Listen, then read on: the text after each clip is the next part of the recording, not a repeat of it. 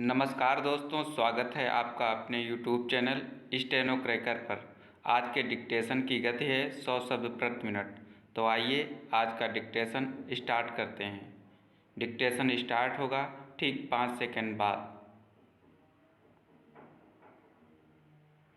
Start. महोदय, कुछ समय बाद जैसे ही समाचार पत्रों में बहुत से लोग काम करने लगे और प्रकाशन कार्य के लिए व्यवसाय यंत्रों की आवश्यकता पड़ी, इस कार्य ने उद्योग का रूप धारण किया। निःशुल्क प्रचार अथवा सेवा की भावना अब अव्यावहारिक जान पड़ी और प्रायः लुप्त हो गई। समाचार पत्र उद्योग का यह विकास संभवतः स्वाभाविक है और आधुनिक विचारधारा के अनुरूप है।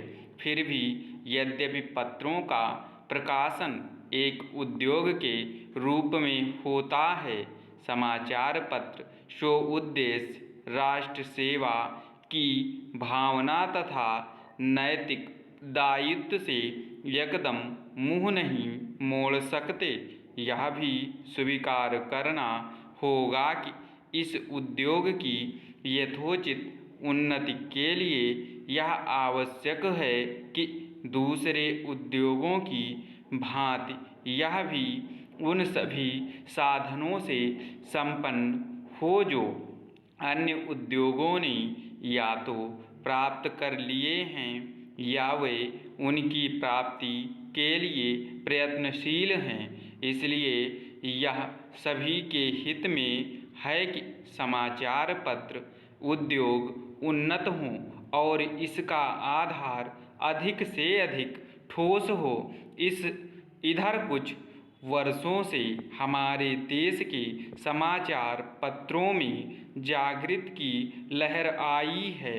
उद्योग की आवश्यकताओं, श्रमजीवी पत्रकारों की मांगों और पाठकों के हितों ने मिलकर ऐसी स्थिति पैदा कर दी कि समाचार पत्रों की दशा पर पुनर्विचार करना आवश्यक हो गया।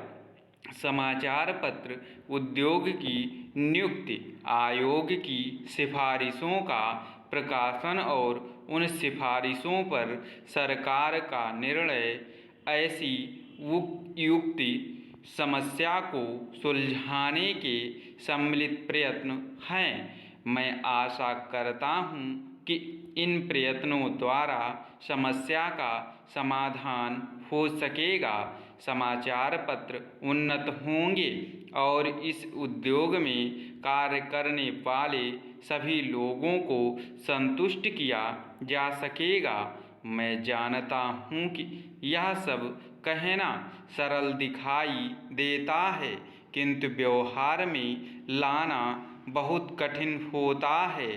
परंतु मुझे सुशिक्षित श्रोताओं से यह कहने की आवश्यकता नहीं कि मानवीय गतिविधि के सभी क्षेत्रों में, चाहे वह राजनीति, उद्योग अथवा प्रशासन का क्षेत्र हो, विभिन्न हितों और विचारों में सहयोग की भावना से राष्ट्र तथा समाज के हितों को सामने रखकर सामंजस्य स्थापित करने का प्रयास आवश्यक है।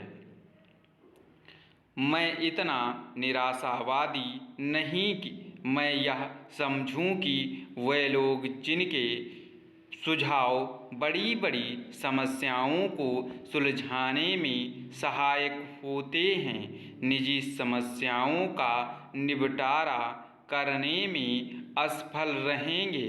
हाल में भारतीय संसद ने इस संबंध में जो अधिनियम पास किए हैं,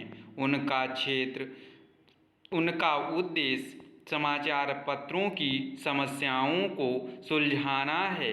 यह कहना अनावश्यक होता कि कोई भी अधिनियम, चाहे वह किसी भी क्षेत्र में सुधार के लिए लागू किया जाए, प्रभावपूर्ण रूप से तभी कार्यान्वित हो सकता है जब एक सी संबद्ध दल उसे सहयोग की भावना से ही कार्य रूप दें। इन मामलों में अधिनियम के शब्दों का इतना महत्व नहीं जितना उनके पीछे निहित भावना का होता है।